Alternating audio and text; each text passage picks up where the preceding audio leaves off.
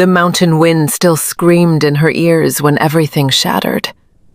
One moment, Gwendolyn was being dragged toward the edge by a vicious hand twisted in her braids. The next, the world exploded in gunfire and broken glass. She caught a single, searing glimpse of Dojin's face, eyes black with possessive fury, before his arm slammed around her waist like a steel cable and yanked her backward into the void. Bullets tore through the air where she had stood. Sebastian's scream was swallowed by the rotors. The deck vanished beneath them as Dojin hurled them both into the open door of the waiting helicopter. They were airborne before the echo of the gunshot died. The extraction from the mountain ridge hadn't been a rescue. It had been a reclamation. The helicopter ride was a void of pressurized silence, the only sound the rhythmic thrum of rotors slicing through the frigid alpine air. Gwendolyn sat anchored in the back of the cabin, the heavy cashmere coat still draped over her shoulders, but the warmth was gone. Beside her, Dojin was a statue of lethal shadow. He didn't look at her. He didn't touch her. But the air around him vibrated with a predatory coldness that made the mist outside look inviting. They didn't return to the glass cathedral in Seoul. As the first light of a gray, unforgiving dawn broke over the East Sea, a private island materialized through the fog, a jagged tooth of black rock crowned by a fortress of concrete and steel. This was his true lair, a place built for secrets that the city couldn't hold. The moment the skids touched the helipad, Dojin moved.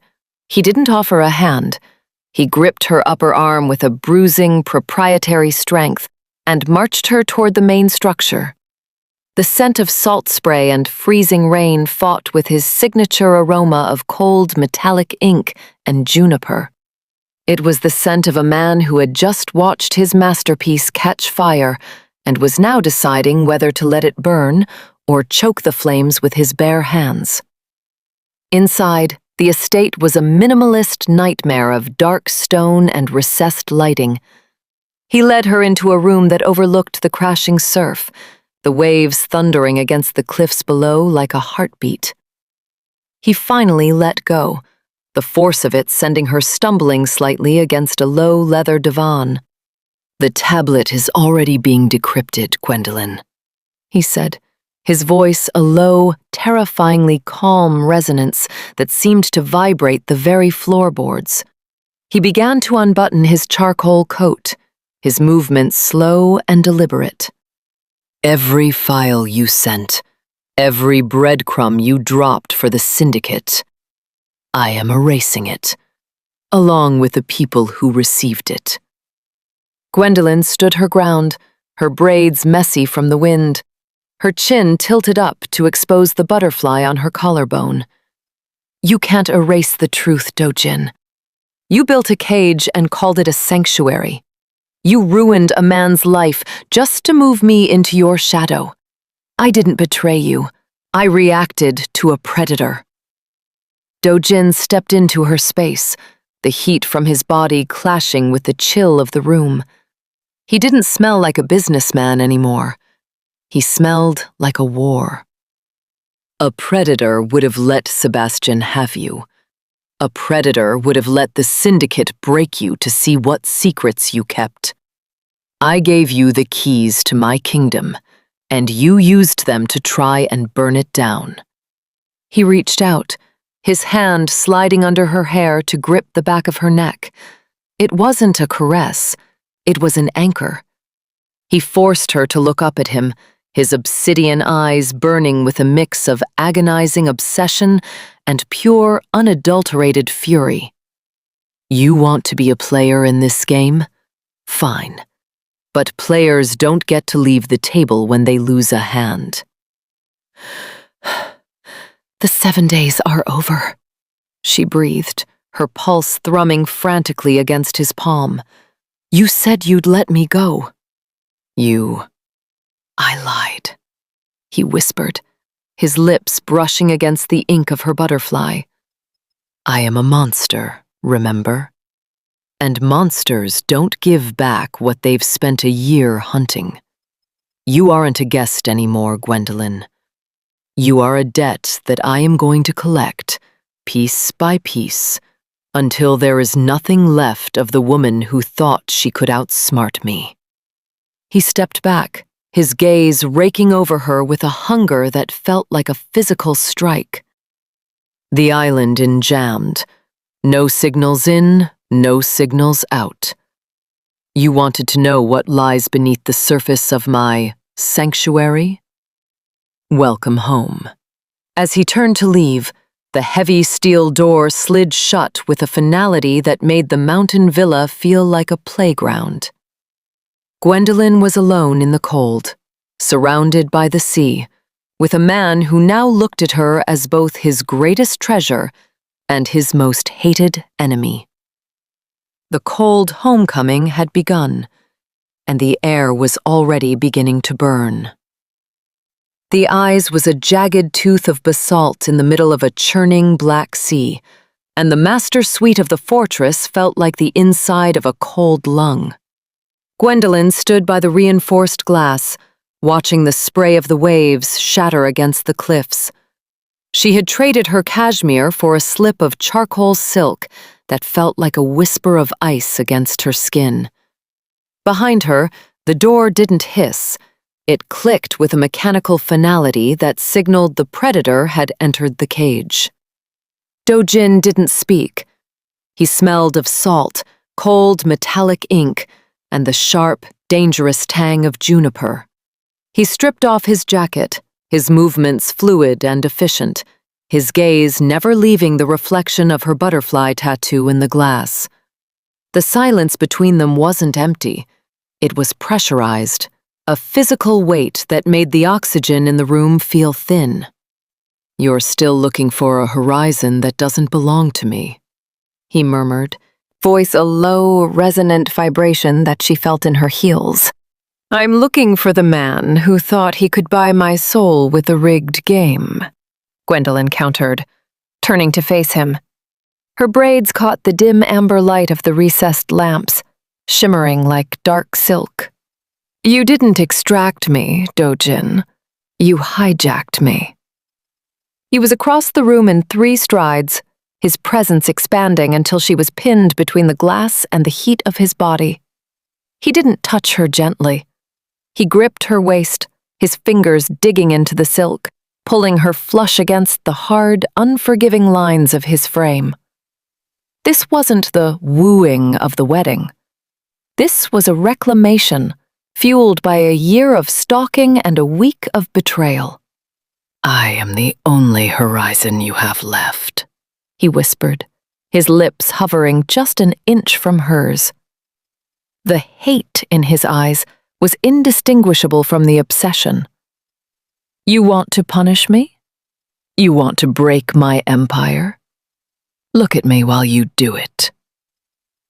The encounter that followed was a brutal, atmospheric collision. It was a hate-fueled exchange where every touch was a territorial dispute. There were no soft words, only the rhythmic, desperate struggle of 2 forces trying to cancel each other out. He claimed her with a proprietary ferocity that ignored the deal and the contracts, his body a silent, heavy argument for total ownership. Gwendolyn fought him with her own fire, her hands clutching his shoulders, her nails marking the skin beneath his shirt as she tried to drag him into the same ruin he had created for her. The intensity was suffocating. It was a sensory takeover where the scent of his skin and the sound of the crashing waves outside blurred into a singular, agonizing friction. He moved with a relentless, predatory confidence, his mouth a hungry, silent demand for her total surrender. It was a physical manifestation of their mutual resentment, a nasty elegance where the power dynamic swung like a pendulum between his command and her defiance. As the fever finally receded, leaving them tangled in the shadows of the stone room, the silence returned, heavier than before. Dojin held her with a grip that was bruisingly tight, his heart hammering a frantic rhythm against her back. He had reclaimed her body, but as Gwendolyn looked out at the black water, she realized the war had only just moved to a different front. The island air was thick with a heavy, salt-crusted silence that only the dying embers in the hearth could penetrate. Do-jin slept with the stillness of a weapon returned to its sheath, one arm draped possessively over Gwendolyn's waist, even in his unconsciousness. He smelled of cooling skin and the faint, lingering, sharp citrus of the gin he'd favored earlier, a scent that now signaled her window of opportunity. Gwendolyn waited until his breathing leveled into a rhythmic, deep bass before she moved. With the precision of a surgeon, she slid from beneath his heavy limb, her bare feet making no sound on the cold slate floor. She didn't head for the door. She knew the biometrics better than he realized. Instead, she moved toward the walk-in dressing room, where his secondary terminal, a sleek, brushed titanium interface, sat embedded in the wall. Her fingers danced over the haptic sensors. She wasn't looking for an exit or a distress signal. She knew the jamming field was a localized vacuum. She was looking for the blood supply, the offshore routing numbers that fed his various shadow operations. "You think you own the horizon, Do-jin," she whispered, the blue light of the screen reflecting in her dark eyes and highlighting the sharp wings of the butterfly on her collarbone. "But even the ocean has a floor." She began the bypass. It was a sophisticated digital heist, a series of micro-transfers that didn't alert the main servers, but redirected the interest from his logistics accounts into a blind trust she'd established months ago during her routine risk assessments of his firms. She wasn't just stealing. She was dismantling the scaffolding of his power.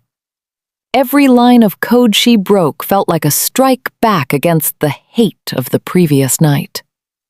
She watched as millions shifted, not enough to trigger a collapse, but enough to create a slow, agonizing bleed. She was the architect of ruin, and she was doing it from within the belly of the beast. Suddenly the screen flickered. A localized prompt appeared. Access logged. Identification, G. Price. Gwendolyn froze, her heart hammering against the butterfly tattoo. She looked back toward the bed, but the room remained draped in shadow. The prompt didn't trigger an alarm. Instead, a subfile opened, a series of encrypted messages between Do-jin and his head of security. "Let her in," the message read, dated 2 days ago. "If she wants the keys to the vault, give them to her. I want to see how much of me she thinks she can carry." The realization hit her like a physical blow. He wasn't sleeping through her betrayal. He was hosting it. He was letting her bleed him dry just to see if she would stay for the funeral. The psychological weight of his obsession felt heavier than the stone walls of the fortress. He didn't want a submissive captive. He wanted a rival who would burn everything he built, just so he could be the only thing left standing in the ashes. She closed the terminal, her hands trembling. She walked back to the bed and slid under the silk sheets, the cold air of the room clinging to her skin. As she settled back into the curve of his arm, Do-jin shifted, his grip tightening around her waist in a silent, proprietary reflex. "Did you find what you were looking for, Gwendolyn?" he murmured, his voice a low, gravelly vibration that proved he had never been asleep at all. The morning didn't break over the island. It simply bled into a bruised, oppressive gray. Do-jin didn't wait for her to wake. He pulled the silk sheets back with a violent, singular motion that left Gwendolyn exposed to the biting chill of the stone room. He looked down at her, his charcoal shirt unbuttoned, his chest still marked by the frantic, punishing lines of her nails from the night before. "You're a meticulous thief, Gwendolyn," he said, his voice a low, gravelly vibration that seemed to rattle the very marrow of her bones. "I watched the numbers dip in the logistics accounts. A slow, rhythmic drain. Very professional." Gwendolyn sat up, her braids falling over her shoulders like dark silk ropes. She didn't hide her nakedness. She wore her defiance like armor, the butterfly on her collarbone appearing to pulse with every jagged breath. "I told you I was the one who assessed your risks, Dojin.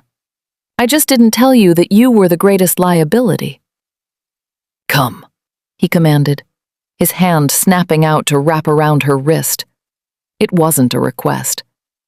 He hauled her from the bed and led her down a corridor she hadn't seen yet, a passage lined with cold, sound-dampening slate that felt like a descent into a tomb.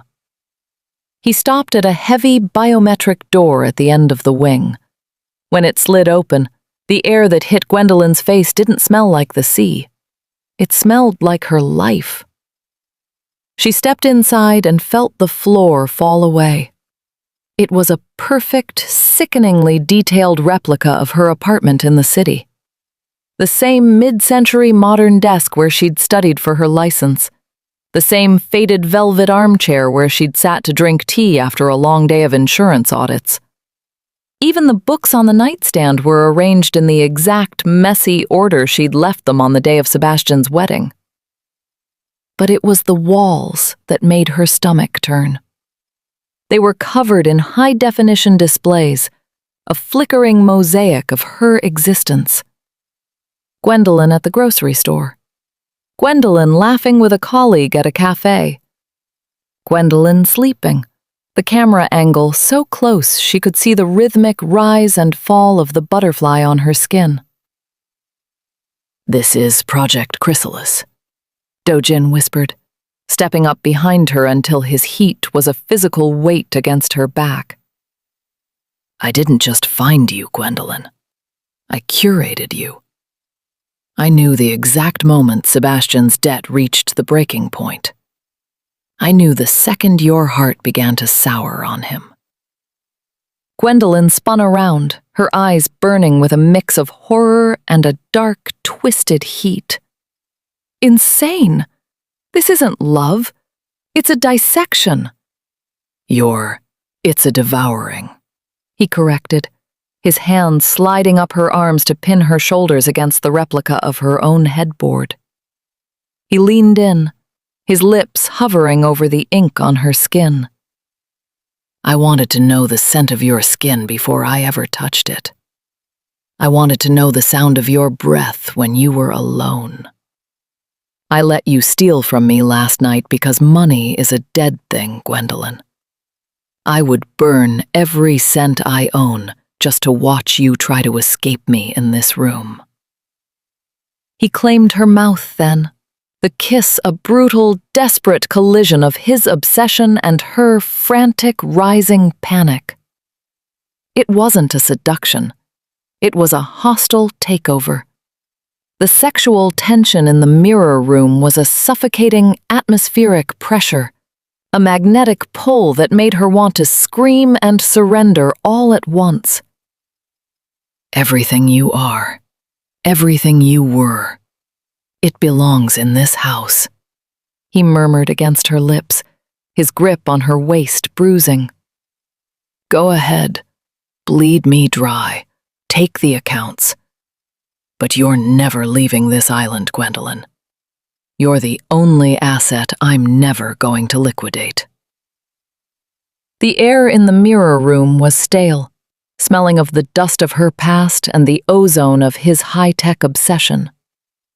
Standing in a perfect replica of her own bedroom while the man who had stalked her for a year pinned her against the headboard was a sensory car crash. Gwendolyn felt the cold bite of the headboard against her spine and the searing heat of Dojin's chest against her breasts. The power dynamic hadn't just shifted, it had mutated into something toxic and irresistible. "You watched me sleep," she breathed, her voice a jagged strike of velvet. "Breathe through a lens before you ever touched me. You watched me. I watched you waste your fire on a man who was terrified of a spark." Dojin countered, his hand sliding up her throat, his thumb pressing into the hollow of her neck, just enough to make her pulse thrum frantically against his skin. "I didn't just want to own you, Gwendolyn. I wanted to inhabit you. I wanted to be the reason you couldn't draw a breath without feeling me in the air." The betrayal encounter that followed was a desperate, unhinged collision of their mutual ruin. It wasn't about love. It was about the absolute crushing weight of his obsession and the way her body betrayed her mind by reaching for him.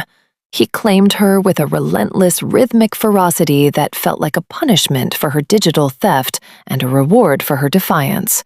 Every touch was a heavy, proprietary brand, his hands mapping her skin as if he were verifying the data from his screens. It was a nasty, atmospheric takeover.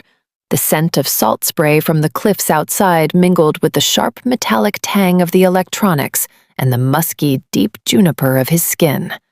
Gwendolyn fought him with a primal, focused energy, her braids whipping against the silk pillows of a bed that was a ghost of her former life.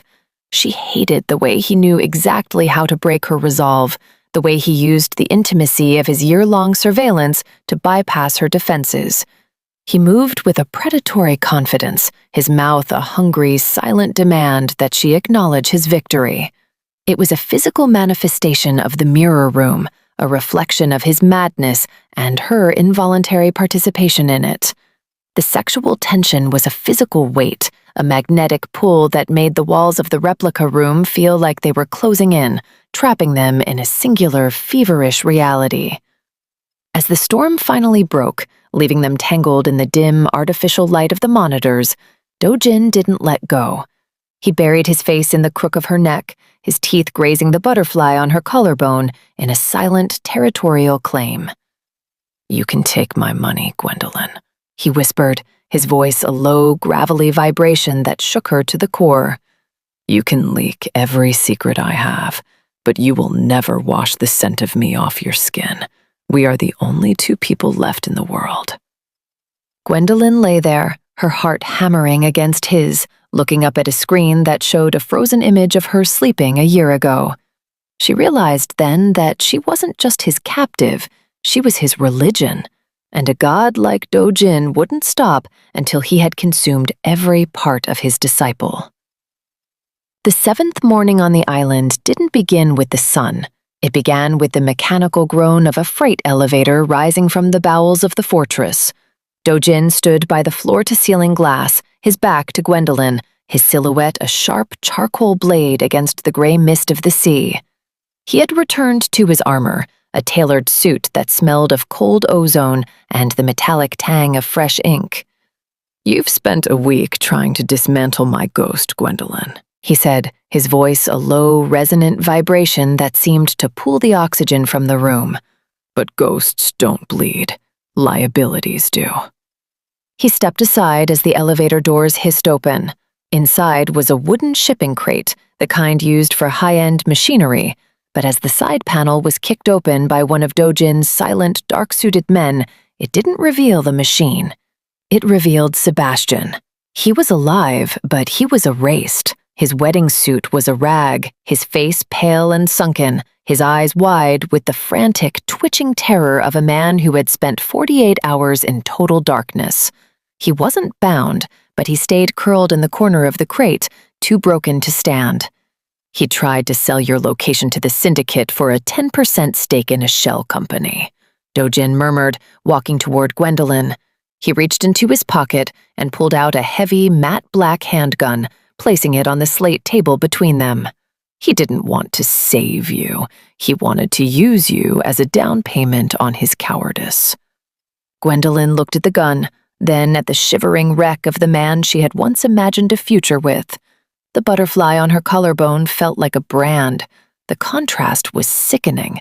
Sebastian's frantic, weak-willed betrayal versus Dojin's steady, mountainous obsession. "What do you want me to do, Dojin?" she whispered, her voice a jagged velvet strike. I'm as monstrous as you are? Prove. I want you to be free of the debt, Dojin replied, stepping up behind her, his heat a physical weight against her spine. He wrapped his hand over hers, his fingers forcing hers to curl around the cold steel of the grip. He is the last tether to the woman who thought she was small. Cut it. The sexual tension in the room was a suffocating, atmospheric pressure. It wasn't about the act, it was about the raw, lethal power he was offering her. He leaned down, his lips brushing the shell of her ear, his scent of juniper and cold ink filling her senses. One pull, and the paper trail of your old life is gone forever. You won't be a victim of his anymore. You'll be the architect of his end. Sebastian looked up then, his eyes catching Gwendolyn's. He didn't beg for her life. He begged for his own. Gwen, please. I can fix the accounts. He can't even say your name without lying. Dojin hissed, his grip on her hand tightening, his body pressing her against the table. The nasty intimacy of the moment was a sensory overload. The cold steel in her palm, the heat of the man she hated, loved at her back, and the pathetic sight of her past in a crate. Gwendolyn felt the hammer of her heart against her ribs. She didn't pull the trigger. Instead, she spun around in Dojin's arms, pressing the barrel of the gun against the hollow of his throat. I'm done with your gifts, Dojin, she breathed, her eyes burning with a dark, focused fire. Want to see me cut the tether? Watch this. You. She turned and fired 3 times, not at Sebastian, but at the monitors on the wall. The screens showing her life, her history, her privacy exploded in a rain of glass and sparks. Sebastian shrieked and scrambled back into his crate. I don't need to kill a ghost to be free, Gwendolyn said, dropping the gun. The man who thinks he owns the cemetery. I just need to take Dojin. Didn't flinch at the gun against his throat. If anything, his obsidian eyes flared with a terrifying, worshipful pride. He grabbed her waist, pulling her into a bruising, proprietary kiss that tasted of gunpowder and salt. That's my girl, he whispered against her lips. Now, let's go finish the takeover. The air in the command center of the island was chilled to a precise clinical temperature, smelling of ozone, and the deep, dark juniper that seemed to leak from Dojin's very skin. The debris from the shattered monitors crunched under Gwendolyn's boots as she walked toward the primary terminal, the black box of his empire. Dojin stood behind her, his presence a heavy, atmospheric pressure. He didn't stop her. He watched with a terrifying, worshipful stillness as her fingers danced over the haptic glass. He had given her the biometrics, he had handed her the knife and bared his throat. You're entering the master routing codes, Gwendolyn, he murmured, his voice a low vibration that thrummed through the soles of her feet. Once you execute that command, the Han group ceases to exist. My ships, my warehouses, the very stone we're standing on. It all migrates to a ghost entity, with your thumbprint as the only key. I told you, Gwendolyn said, her voice a jagged velvet strike. I'm the audit you didn't see coming. I'm not a liability to be managed. She didn't hesitate. She hit the final sequence. On the remaining peripheral screens, the red lines of Dojin's holdings turned a sudden, vibrant emerald. Millions, then billions, flickered and vanished from his accounts, cascading through a series of offshore waterfalls until they pooled in a singular private vault. The digital Project Chrysalis was dead. In its place was a sovereign empire that bore her name. The silence that followed was absolute. Dojin stepped closer, his heat hitting her back like a physical wave. He didn't smell like a defeated man. He smelled like a predator who had finally found an equal. He reached out, his hand sliding around her waist to pull her flush against him, his thumb grazing the butterfly on her collarbone. "You've done it," he whispered, his lips brushing the shell of her ear. "I am officially a man with nothing. No name, no assets, no shadow to hide in. Are you satisfied, Gwendolyn? Is the debt paid?" Gwendolyn turned in his arms, her pulse hammering a frantic, rhythmic confession against his chest. The power dynamic hadn't just shifted, it had inverted. She looked up at him, her eyes burning with a dark, focused fire. "I have your money, Do-jin. I have your houses. I have your secrets. But you don't have me," he countered, his grip tightening until it was almost painful, his obsidian eyes locking onto hers with a singular, unhinged obsession. "And you won't, until you realize that I let you take it all, just so you'd have no excuse to look anywhere else." The sexual tension between them snapped. It was a hostile takeover of the senses, a desperate proprietary collision where the lines between hate and worship were erased. He claimed her mouth with a hunger that was raw and absolute, a silent vow that even if she owned his world, he would always own the air in her lungs. It was a nasty, atmospheric surrender. In the dim light of the dying command center, surrounded by the